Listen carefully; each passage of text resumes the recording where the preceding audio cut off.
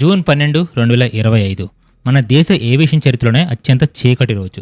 అహ్మదాబాద్ నుండి లండన్ వెళ్లాల్సిన air India flight 171 గాల్లోకి ఎగిరిన కేవలం 30 సెకండ్లోనే పక్కనే ఉన్న ఒక మెడికల్ కాలేజ్ బిల్డింగ్ గుద్దుకొని అగ్నిపర్వతంలాగా పేలిపోయింది. 260 మంది ప్రయాణికులు, క్రూ మెంబర్స్ సజీవ దహనం అయ్యారు. ఒక ఇండియన్ క్యారియర్ క్రాష్లో ఇంతమంది చనిపోవడం ఇదే తొలిసారి. కానీ ఇప్పటికీ సంవత్సరం గడిచింది.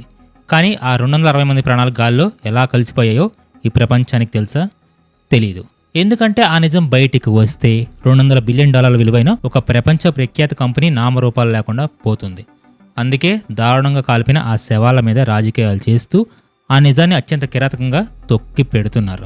సాధారణంగా ఏదైనా విమాన ప్రమాదం జరిగినప్పుడు air craft accident investigation bureau లేదా ఏఏఐబి వాళ్ళు రంగంలో దిగుతారు. వీళ్ళకి బ్లాక్ బాక్స్ దొరికితే చాలు. అందులో ఉండే ఫ్లైట్ డేటా రికార్డర్ని అనలైజ్ చేసి అసలు ఏం జరిగిందో చెప్పడానికి గరిష్టంగా 1 సంవత్సరం పడుతుంది. AA-17 క్రాష్ అయిన మరుసటి రోజు ఇన్వెస్టిగేటర్స్కి బ్లాక్ బాక్స్ దొరికేసింది. కానీ 1 సంవత్సరం తర్వాత కూడా వాళ్ళు ఏమంటున్నారు తెలుసా? మా విచారణ ఇంకా పూర్తి కాలేదు, మాకు ఇంకా సమయం కావాలని చెప్తున్నారు. అంతేనా? ఈ క్రాష్లో చనిపోయిన పాసింజర్స్ తాలూకు మొబైల్ ఫోన్స్ కూడా వాళ్ళు కుటుంబ సభ్యులకి ఇంకా వెనక్కి ఇవ్వలేదు.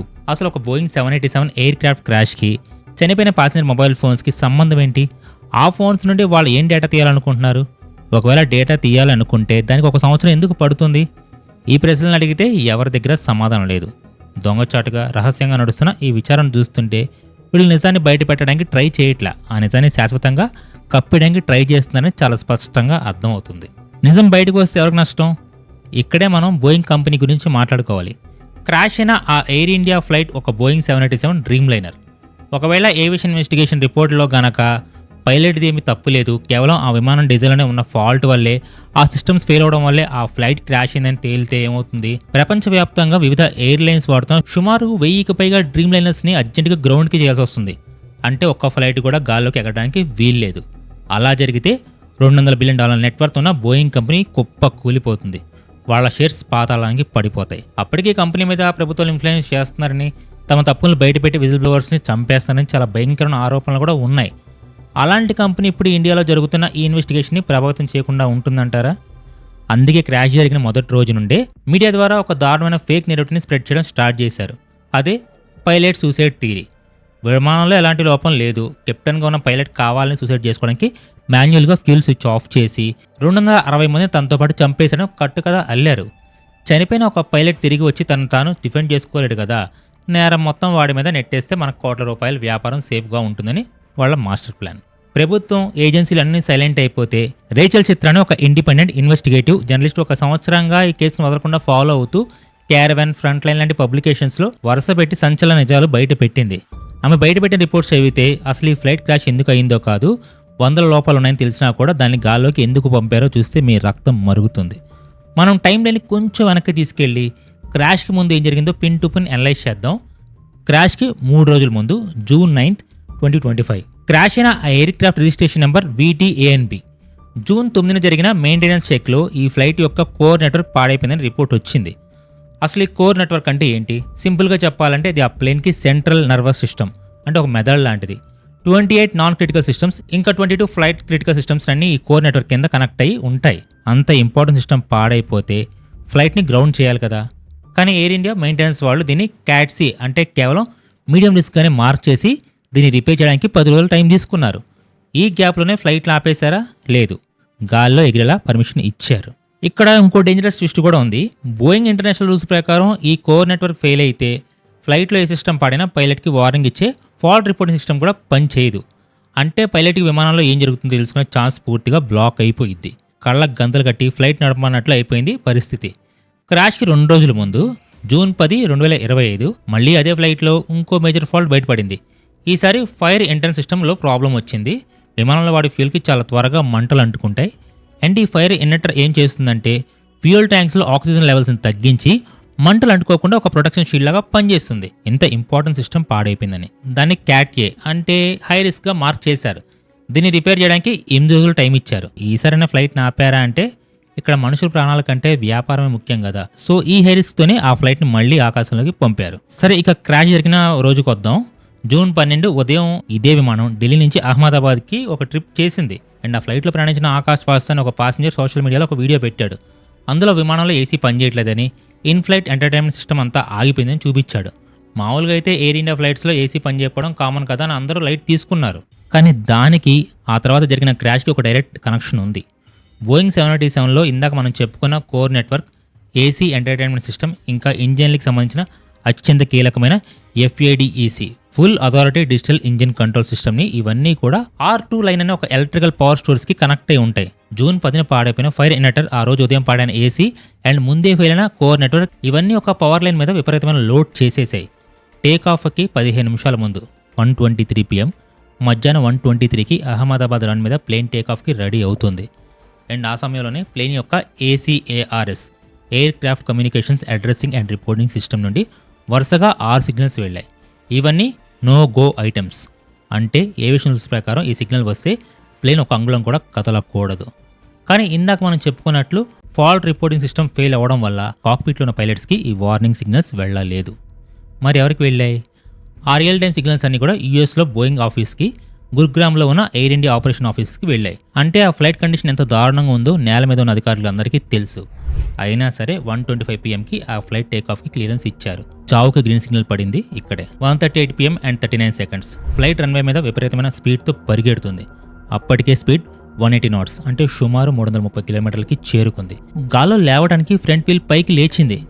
కరెక్ట్గా ఆ క్షణంలో R2 లైన్ మీద ఓవర్లోడ్ అవడం వల్ల ప్లేన్ లోపల హై వోల్టేజ్ ఇన్వర్టర్ మీద దాని లిమిట్ని దాటేసింది. అండ్ దీనివల్ల ఫ్లైట్ అంతటా ఒక భారీ పవర్ సర్జ్ జరిగింది. మన ఇంట్లో సడన్గా హై వోల్టేజ్ వస్తే టీవీలు, ఫ్రిడ్జ్లు ఎలా కాలిపోతాయో సేమ్ అలానే ఫ్లైట్లోనే 28 volts, 115 volts ఇంకా ఆ కోర్ నెట్వర్క్ అన్నీ ఒకేసారి షార్ట్ సర్క్యూట్ అయిపోయాయి. 1:38 PM 42 seconds. అండ్ ఈ పవర్ ఫ్లక్చుయేషన్ వల్ల ఫ్లైట్లోని కంట్రోల్ చేసే 3 కంప్యూటర్స్ ఒకేసారి క్రాష్ అయ్యి రీబూట్ అయ్యాయి. కంప్యూటర్స్ రీబూట్ అయ్యే సమయంలో ఆటోమేటిక్గా ఫెయిల్ సేఫ్ మోడ్లోకి వెళ్ళిపోతాయి. డ్రీమ్ లైనర్లో ఫెయిల్ సేఫ్ మోడ్ అంటే దానికి ఒక ప్రోగ్రామింగ్ ఉంటుంది. నేను ఇప్పుడు గాల్లో లేను, నేల మీద ఉన్నాను, ఆన్ గ్రౌండ్ మోడ్ అని ఫిక్స్ అయిపోతుంది. ఇమాజిన్ చేసుకోండి, 180 knots స్పీడ్తో గాల్లో లేస్తున్న విమానంలో ఉన్న కంప్యూటర్ సడన్గా మనం నేల మీద ఉన్నాం అనుకుంటే ఏం జరుగుతుంది? వెంటనే బ్రేక్స్ అప్లై చేస్తాయి. ప్లేన్ రెక్కల మీద ఉండే స్పాయిలర్స్ అన్ని ఆటోమేటిక్గా ఓపెన్ అయిపోయాయి. విమానాన్ని పైకి లేపాల్సిన లిఫ్ట్ అన్ని బ్రేక్ చేశాయి. ఇంజన్లో ట్రస్ట్ రిజర్వ్స్ అన్ని ఆన్ అయిపోయాయి. అంటే ముందుకు వెళ్లాల్సిన ఇంజన్ ఫోర్స్ని రివర్స్ చేశాయి. ఈ డబుల్ అటాక్ వల్ల గాల్లో ఎగురుతున్న విమానం ఒక్కసారిగా గాల్లో కుప్పకూడడం స్టార్ట్ అయింది. ఇంత జరుగుతున్న విమానం ఇంకా పేలిపోలేదు. ఇక్కడే ఎంటర్ అయింది మన అసలైన సైలెంట్ అసాసిన్ FADEC. ఇందాక చెప్పాను కదా, ఇది ఇంజన్లకి బ్రెయిన్ లాంటిదని. పైలట్ ఎంత ఎక్సిలేటర్ ఇచ్చినా ఇంజన్కి ఎంత ఫ్యూయల్ వెళ్లాలో డిసైడ్ చేసేది పైలట్ కాదు, ఈ FADEC మాత్రమే.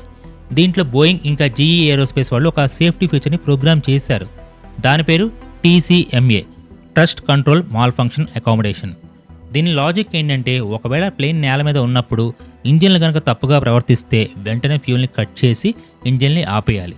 ఈ TCMA యాక్టివేట్ అవ్వాలి అంటే 4 కండిషన్స్ మ్యాచ్ అవ్వాలి. ప్లేన్ నేల మీద ఉండాలి, కంప్యూటర్ ఫెయిల్ సేఫ్ మోడ్లోకి వెళ్ళడం వల్ల ప్లేన్ నేల మీద ఉందని సిగ్నల్ వెళ్ళింది, స్పీడ్ 200 knots కంటే తక్కువ ఉండాలి, అప్పటి స్పీడ్ 180 knots దగ్గరే ఉంది, ఎత్తు 17,500 అడుగులు కంటే తక్కువ ఉండాలి. టేక్ ఆఫ్ అవుతున్న టైంలో కాబట్టి ప్లేన్ ఎత్తు కేవలం 435 అడుగులు మాత్రమే ఉంది. ఇంజన్ ఫ్యాన్ స్పీడ్ నార్మల్ కంటే ఎక్కువ ఉండాలి. టేక్ ఆఫ్ థ్రస్ట్ వల్ల ఫ్యాన్ స్పీడ్ పీక్స్లో ఉంది. చూసారా, ఈ 4 కండిషన్స్ కరెక్ట్గా ఆ ఒక్క క్షణంలో మ్యాచ్ అయ్యాయి. 1:38 PM and 44 seconds తన ప్రోగ్రామింగ్ ప్రకారం FADEC వెంటనే 2 ఇంజిన్ ఫ్యూయల్ని సప్లైని ఆటోమేటిక్గా కట్ చేసేసింది. విన్నారా, ఫ్యూయల్ ఆఫ్ చేసింది కాక్పిట్లో ఉన్న పైలట్ కాదు. ఏ అల్గారిథమ్స్ని అయితే సేఫ్టీ కోసం డిజైన్ చేశారో ఆ సిస్టమ్స్ అన్ని ఒకదానితో ఒకటి మిస్కమ్యూనిక్ అయ్యి ఫ్లైట్ని క్రాష్ చేశాయి. అండ్ ఈ విషయం ప్రూవ్ చేయడానికి aviation experts Newton first law of మోషన్ని వాడారు. ఒకవేళ నిజంగానే పైలట్ ఫ్యూయల్ స్విచ్ ఆఫ్ చేసి ఉంటే 180 knotsతో టేక్ ఆఫ్ థ్రస్ట్లో ఉన్న ఇంజన్లు వెంటనే ఆగిపోవు. ఆ మొమెంటంతో కనీసం 1-2 సెకండ్ల పాటు ఫ్లైట్ ఇంకా పైకి ఎగురుతుంది. కానీ బ్లాక్ బాక్స్ డేటా ప్రకారం విమానం ఒక్కసారిగా థ్రస్ట్ లాస్ అయింది. అంటే ఎవరో భయంకరమైన బ్రేక్స్ వేశారు.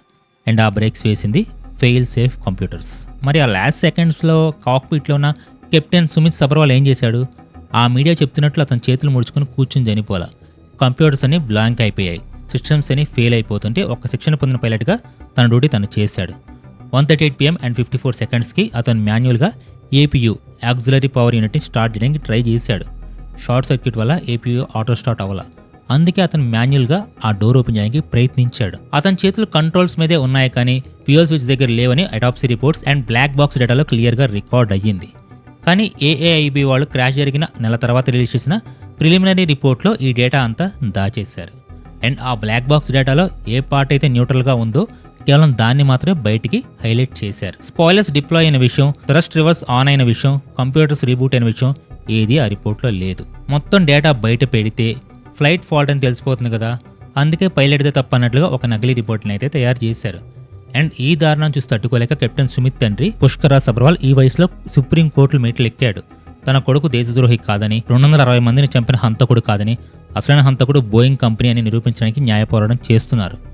ఇక ఆ చనిపోయిన ప్యాసింజర్స్ కుటుంబ సభ్యుల బాధ అయితే వర్ణాతీతం. క్రాష్ అయిన 2 రోజుల వరకు ఆ ప్యాసింజర్ ఫోన్స్కి వాట్సాప్ మెసేజ్లు డెలివరీ అయ్యాయి, కాల్స్ రింగ్ అయ్యాయని వాళ్ళు చెప్తున్నారు. కానీ 1 సంవత్సరం తర్వాత ఏఏఐబి వాళ్ళు ఆ ఫోన్స్ని పూర్తిగా కాల్పిన స్టేట్లో వాళ్ళకి అప్పగించారు. క్రాష్లో కాలిపోని ఫోన్స్ ఇన్వెస్టిగేషన్ ఏజెన్సీ చేతిలో ఎలా కాలిపోయాయి? అందులో వాళ్ళు ఏం ఆధారాలు నాశనం చేశారు? సో ఈ మొత్తం స్టోరీ విన్నాక మీకేమనిపిస్తుంది? ఒక ఎయిర్ క్రాఫ్ట్ గాల్లోకి ఎగరడానికి సేఫ్గా ఉందా లేదని ఆడిట్ చేయాల్సిన బాధ్యత DGCA, directorate general of civil ఏవియేషన్ది. కానీ ఇంత భయంకరమైన క్రాష్ జరిగిన 260 మంది చనిపోయిన తర్వాత కూడా గత 1 సంవత్సరంగా DGCAలో సగం పోస్టులు ఖాళీగానే ఉన్నాయి. విమానాలను తనిఖీ చేయడానికి వాళ్ళ దగ్గర సరైన సిబ్బంది కూడా లేరు. మనం టికెట్స్ మీద వేలు లక్షలు ఖర్చు పెట్టి విమానం ఎక్కుతాం, కానీ మన ప్రాణాలని గాల్లోకి వదిలేసి కొన్ని కార్పొరేట్ కంపెనీలు, అమ్ముడుపోయిన ఇన్వెస్టిగేషన్ ఏజెన్సీలు, సో కొన్ని మీడియా సంస్థలు కలిసి ఒక భయంకరమైన గ్యాంబ్లింగ్ ఆడుతున్నాయి.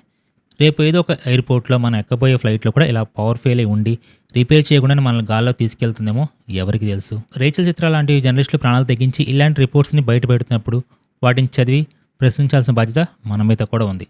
సో నిజాన్ని తెలుసుకోకపోతే నెక్స్ట్ బలైపోయి ఆ 260 మందిలో మీరు, నేను ఎవరైనా ఉండొచ్చు. Think about it. So information ఇస్తే వీడియో నుంచి లైక్ చేయండి, ఛానల్ కూడా సబ్స్క్రైబ్ చేసుకోండి. This is mister Shiva signing off.